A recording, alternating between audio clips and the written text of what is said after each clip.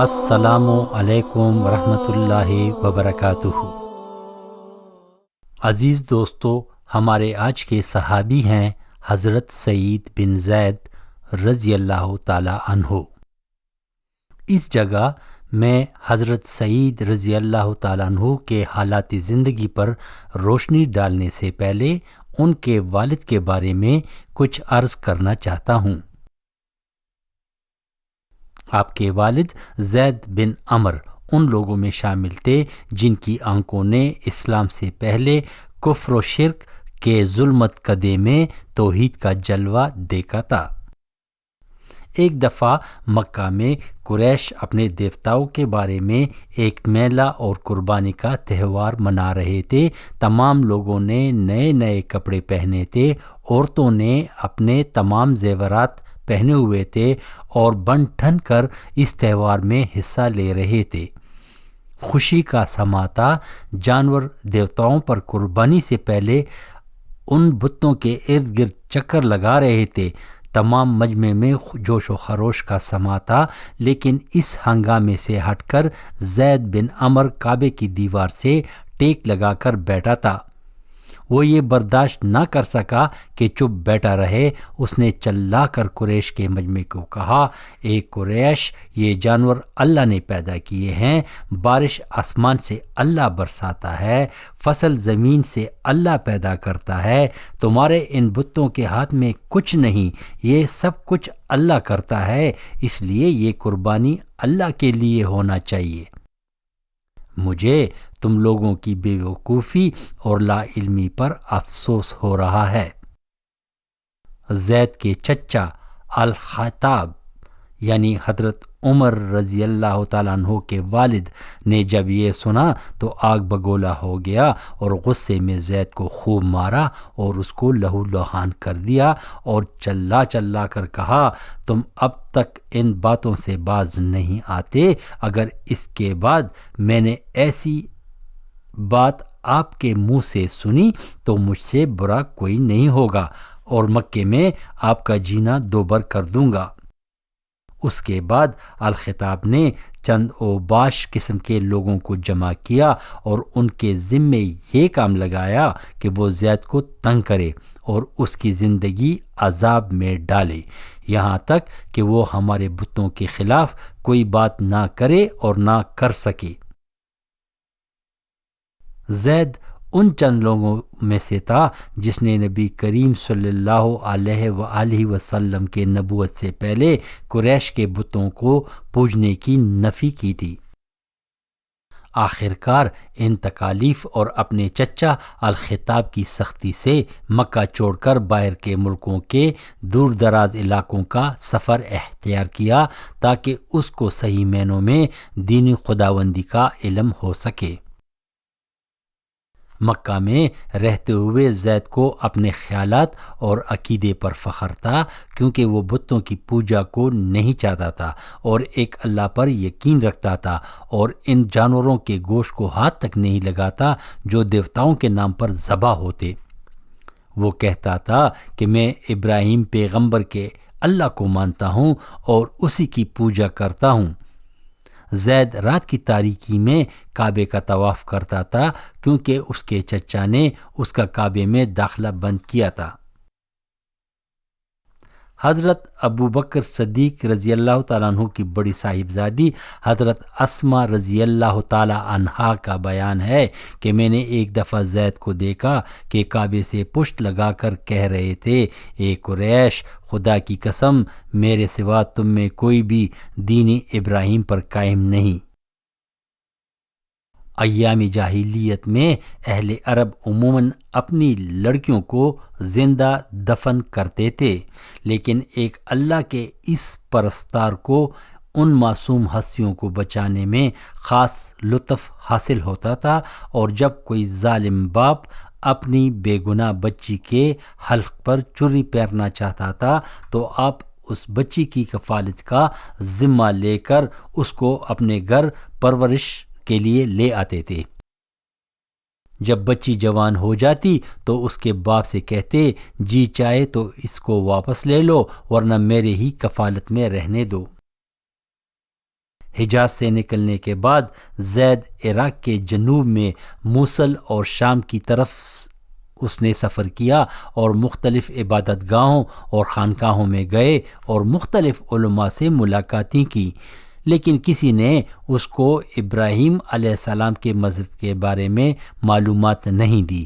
البتہ شام میں ایک راہب نے اس کو بتایا کہ ابراہیم علیہ السلام کا مذہب موجود نہیں، بلکہ عنقریب اللہ تعالیٰ ایک پیغمبر مابعوث کرنے والا ہے جو کہ ابراہیمی مذہب کو دوبارہ زندہ کرے گا اور لوگوں کو ایک اللہ کی دعوت دے گا۔ وہ پیغمبر جزیرۃ العرب میں پیدا ہوگا، اور آپ جب بھی ان سے ملیں تو ان پر ایمان لے آئیں۔ یہ سن کر آپ نے مکہ واپسی کا ارادہ کیا تاکہ اللہ کے اس رسول سے مل سکے جو ابراہیمی مذہب کا پیروکار ہوگا۔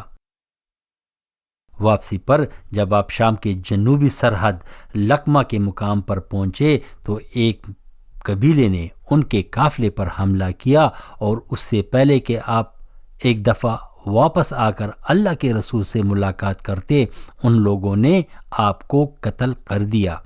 آپ نے مرنے سے پہلے دعا کی، یا اللہ، اگر آپ نے مجھے یہ موقع نہیں دیا اور مجھے اس موقع سے محروم رکھا کہ میں اس نیکی کو کر سکوں، تو میری دعا ہے کہ میرے بیٹے کو اس نیکی سے محروم نہ رکھنا۔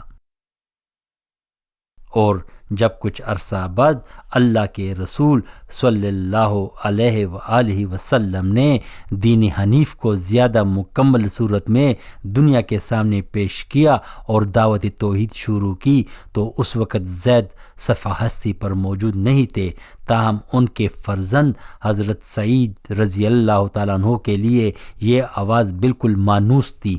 انہوں نے جوش کے ساتھ لبیک کہا اور اپنی نیک بخت بیوی کے ساتھ اسلام کے دائرے میں شامل ہوئے۔ حضرت سعید رضی اللہ تعالیٰ عنہ کی بیوی حضرت فاطمہ رضی اللہ تعالیٰ عنہا حضرت عمر رضی اللہ تعالیٰ عنہ کی سگی بہن تھی۔ البتہ حضرت عمر رضی اللہ تعالیٰ عنہ اس وقت اسلام کے حقیقت سے ناآشنا تھے۔ سعید رضی اللہ تعالیٰ عنہ کی عمر اس وقت تقریباً 20 سال تھی اور اس کی بیوی بھی کم عمر تھی، اس لیے ان دونوں نے جب اسلام قبول کیا تو یہ بات سب لوگوں سے چھپا کر رکھا، کیونکہ اس کا چچا جو اس کا سسر بھی تھا اسلام کا سخت مخالف تھا، اور اسی طرح ان کا چچا زاد جو کہ فاطمہ رضی اللہ تعالیٰ عنہا کا سگا بھائی عمر رضی اللہ تعالیٰ عنہ بھی سخت مزاج انسان تھے۔ ان کی ڈر کی وجہ سے وہ چھپ کر اسلام کے دائرے میں داخل ہوئے۔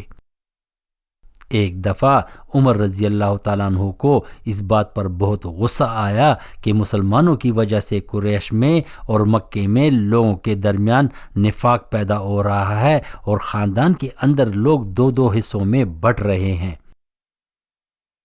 اس کی وجہ سے صرف اور صرف اللہ کا رسول کا دین ہے اور بائی کا دشمن بن رہا ہے۔ بس اس فتنے کا حل کرنے کا ایک ہی طریقہ ہے کہ نعوذ باللہ اللہ کے رسول صلی اللہ علیہ وآلہ وسلم کو درمیان سے ہٹا دیا جائے۔ اس فیصلے کے بعد عمر نے تلوار اٹھائی اور نبی کریم صلی اللہ علیہ وآلہ وسلم کے گھر کی طرف چل پڑے۔ راستے میں چند لوگوں سے ملاقات ہوئی۔ انہوں نے پوچھا، عمر کہاں کا ارادہ ہے؟ جس پر آپ نے جواب دیا کہ میں محمد صلی اللہ علیہ وآلہ وسلم کو قتل کرنے جا رہا ہوں تاکہ ایک بارگی اس مسئلے کا حل نکل آئے۔ جس پر ان لوگوں نے کہا کہ عمر اس سے بہتر ہے کہ پہلے اپنے گھر کی فکر کریں اور اس کے بعد اللہ کی رسول کی طرف متوجہ ہو جائیں۔ عمر نے جواب دیا کہ میرے گھر میں کیا ہے؟ انہوں نے کہا کہ اپنی بہن اور بہنوئی کی خبر لو، وہ دونوں اسلام کے دائرے میں داخل ہو چکے ہیں۔ یہ سن کر آپ اور بھی طیش میں آ گئے اور اسی ننگی تلوار کو ہاتھ میں لیے ہوئے بہنوئی کے گھر کی طرف چل پڑے۔ جب آپ گھر میں داخل ہوئے تو اس وقت آپ کی بہنوئی سعید رضی اللہ تعالیٰ عنہ اور آپ کی بہن فاطمہ رضی اللہ تعالی عنہا قرآن پاک کی تلاوت کر رہے تھے۔ انہوں نے جب عمر کی قدموں کی چاپ سنی تو جلدی سے قرآن کا صفحہ چھپا دیا تاکہ عمر کو پتہ نہ لگے۔ عمر نے آتے ہی پوچھا، آپ لوگ کیا پڑھ رہے تھے؟ جس پر اس کی بہن نے کہا کہ نہیں، ہم صرف آپس میں بات چیت کر رہے تھے۔ لیکن عمر نہیں مانا اور کہا کہ مجھے معلوم ہو چکا ہے کہ آپ لوگ اسلام کے دائرے میں داخل ہو چکے ہیں، اور اس کے ساتھ اپنے بہنوئی کو مارنے لگے۔ جب اس کی بہن اپنے شوہر کو بچانے کے لیے آگے بڑھی تو عمر نے اس کو بھی مارنا شروع کیا، جس کی وجہ سے اس کے ماتھے سے خون بہنے لگا۔ بہن کے ماتھے کا خون دیکھ کر عمر کا ہاتھ رکا، لیکن اس کی بہن نے غصے میں آ کر کہا، اے عمر، اگر تم حقیقت کو نہیں سمجھ سکتے اور تمہارا مذہب سچائی پر مبنی نہیں تو اس میں ہمارا کیا قصور ہے؟ ہم گواہی دیتے ہیں کہ اللہ کے سوا اور کوئی معبود نہیں، اور صرف اللہ کے لیے ساری عبادتیں ہیں، اور محمد اللہ کے رسول ہیں۔ بہن کے منہ سے یہ کلمات سن کر عمر چند لمحوں کے لیے خاموش ہوئے اور پھر کہا، مجھے بتاؤ کہ وہ کون سی کتاب آپ پڑھ رہے تھے؟ جس پر اس کی بہن نے کہا کہ آپ ناپاک ہیں، پہلے جا کر اپنے آپ کو صاف کریں اور نہا کر آئیے، پھر آپ اس کتاب کو ہاتھ لگائیں گے۔ جس پر عمر رضی اللہ تعالیٰ عنہ غسل کر کے واپس آئے اور اس کی بہن نے عمر رضی اللہ تعالیٰ عنہ کو وہ صفحہ دیا جس پر سورہ طٰہٰ لکھا تھا۔ جب انہوں نے سورت ختم کی تو یکدم بہن کو کہا کہ کہاں ہے محمد صلی اللہ علیہ وآلہ وسلم؟ اس کے بعد آپ اللہ کے رسول صلی اللہ علیہ وآلہ وسلم کے مقام دارالارقم کی طرف روانہ ہوئے اور وہاں پر جا کر اسلام قبول کیا اور ایمان لے آئے، جس پر تمام مسلمانوں میں خوشی کی ایک لہر دوڑ گئی اور اپنے آپ کو عمر رضی اللہ تعالیٰ عنہ کی وجہ سے مکہ میں تھوڑے سے محفوظ سمجھنے لگے۔ اور اس کی ایک وجہ حضرت سعید رضی اللہ تعالیٰ عنہ اور ان کی زوجہ حضرت فاطمہ رضی اللہ تعالیٰ عنہا تھی، جس کی وجہ سے دین اسلام کو قوت اور طاقت حاصل ہوا اور حضرت عمر رضی اللہ تعالیٰ عنہ فاروق اعظم کے رتبے تک پہنچے۔ حضرت سعید رضی اللہ تعالیٰ عنہ مہاجرین اولین کے ساتھ مدینہ پہنچے۔ مدینہ میں حضرت رافع بن عبد المنظر انصاری کے مہمان ہوئے اور چند دنوں بعد رسول کریم صلی اللہ علیہ وآلہ وسلم نے حضرت رافع بن مالک انصاری رضی اللہ تعالیٰ عنہ اور آپ رضی اللہ تعالیٰ عنہ کو آپس میں بھائی چارے کے رشتے میں باندھا۔ 2 ہجری میں قریش کا وہ مشہور قافلہ جس کی وجہ سے جنگ بدر پیش آیا تھا، جب وہ قافلہ شام سے مکے کی طرف واپس آ رہا تھا تو اللہ کے رسول نے حضرت طلحہ رضی اللہ تعالیٰ عنہ اور آپ رضی اللہ تعالیٰ عنہ کو اس قافلے کے بارے میں ان کی سنگن لینے کے لیے، تجسس کے لیے اور تحقیق کے خاطر آپ کو شام کی طرف بھیجا۔ یہ دونوں صحابہ کرام شام میں تاجبار کے مقام پر قافلے کا انتظار کرنے لگے، اور جب قریش کا یہ قافلہ وہاں سے آگے بڑھا تو نظر بچا کر تیزی کے ساتھ مدینہ کی طرف روانہ ہوئے تاکہ نبی کریم صلی اللہ علیہ وآلہ وسلم کی خدمت میں اپنی رپورٹ پیش کرے۔ لیکن قافلے والوں نے کچھ گن سن پا کر اپنا راستہ بدل دیا اور دوسری طرف سے ساحلی راستہ اختیار کیا، لیکن قافلے کی مدد کے لیے جو قریش کی ایک بڑی جمعیت مکہ سے آئی تھی تو ان کے اور پرستاران حق کے درمیان بدر کے مقام پر معرکہ ہوا، جس نے اسلام کو ہمیشہ کے لیے سر بلند کر دیا۔ جس وقت حضرت سعید رضی اللہ تعالیٰ عنہ اور طلحہ رضی اللہ تعالیٰ عنہ مدینہ واپس پہنچ رہے تھے تو اس وقت غازیان اسلام فاتحانہ انداز سے مدینہ کی طرف آ رہے تھے۔ چونکہ آپ دونوں صحابہ کرام بھی جنگی خدمات کے طور پر بجا آوری فرما رہے تھے، تو اللہ کے رسول نے مال غنیمت میں حصہ بھی دیا اور جہاد کے ثواب سے بھی بشارت دی۔ آپ نبی کریم صلی اللہ علیہ وآلہ وسلم کے ساتھ تمام غزوات میں شامل رہے۔ عہد فاروقی میں جب شام پر باقاعدہ فوج کشی ہوئی تو حضرت سعید رضی اللہ تعالیٰ عنہ حضرت ابو عبیدہ بن جراح کے ماتحت پیدل فوج کے افسری پر متعین تھے۔ دمشق کے محاصرے اور یرموک کے فیصلہ کن جنگ میں آپ نے نمایاں شجاعت اور کارگزاری کا ثبوت دیا۔ جنگ کے دوران آپ کو دمشق کا گورنر مقرر کیا تو آپ نے حضرت ابو عبیدہ رضی اللہ تعالیٰ عنہ کو خط لکھا کہ میں اس پر خوش نہیں، یہ کیسے ہو سکتا ہے کہ آپ لوگ جہاد میں حصہ لیں اور میں اس سعادت سے محروم رہوں۔ اس لیے جیسے ہی آپ کو میرا خط ملے تو مہربانی فرما کر کسی اور کو گورنری کے لیے بھیج دیں تاکہ میں جہاد میں اپنی فوج کے ساتھ دوبارہ شامل ہو سکوں۔ حضرت ابو عبیدہ بن جراح رضی اللہ تعالیٰ عنہ نے مجبور ہو کر حضرت یزید بن ابی سفیان کو دمشق کا گورنر مقرر کیا اور حضرت سعید رضی اللہ تعالیٰ عنہ اسی طرح دوبارہ لشکر میں شامل ہو گئے۔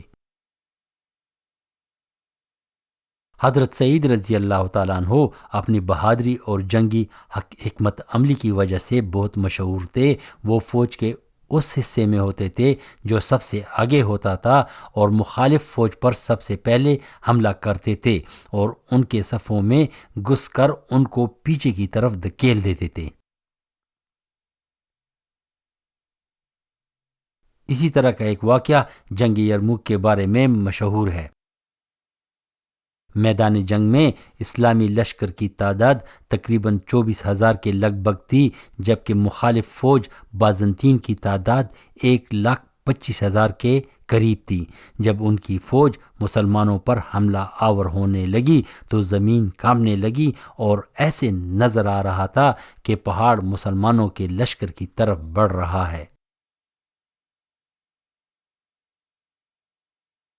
ان کے پادری اور بشپ نے صلیب اور ان کے جھنڈے اپنے ہاتھوں میں اٹھائے تھے اور مذہبی گیت گا کر اپنی فوج کا حوصلہ بڑھا رہے تھے۔ جواب میں ان کی فوج بھی انہی نعروں کا جواب دے رہے تھے۔ یہ ایک خوفناک اور دل ہلا دینے والا منظر تھا۔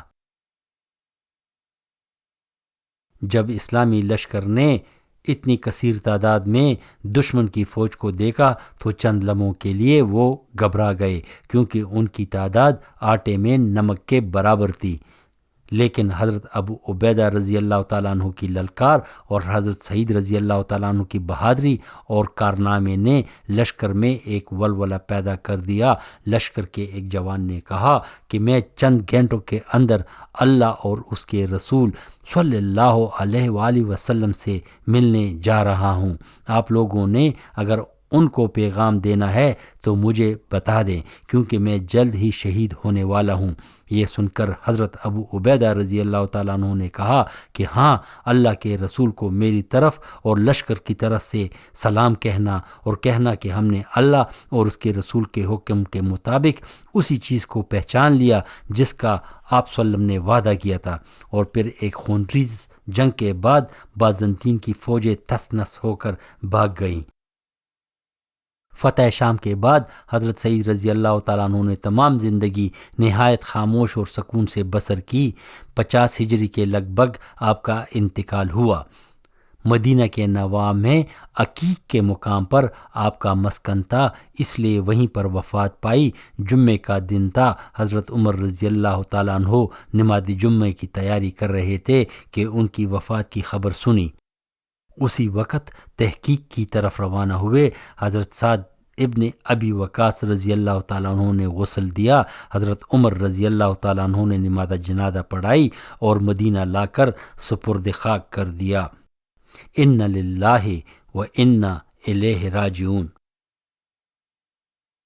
حضرت سعید رضی اللہ تعالیٰ عنہ کا دل دنیاوی زندگی کے علائش اور جاہ و جلال سے مبرہ تھا۔ صرف مقام عقیق کی جاگیر پر گزر اوقات تھی، آخر میں حضرت عثمان رضی اللہ تعالیٰ عنہ نے عراق میں بھی ایک جاگیر دے دی۔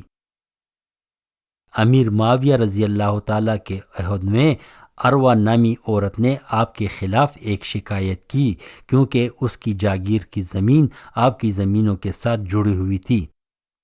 اس وقت مدینہ کے عامل مروان کے حکم پر تحقیق کے لیے 2 آدمیوں کو متعین کیا۔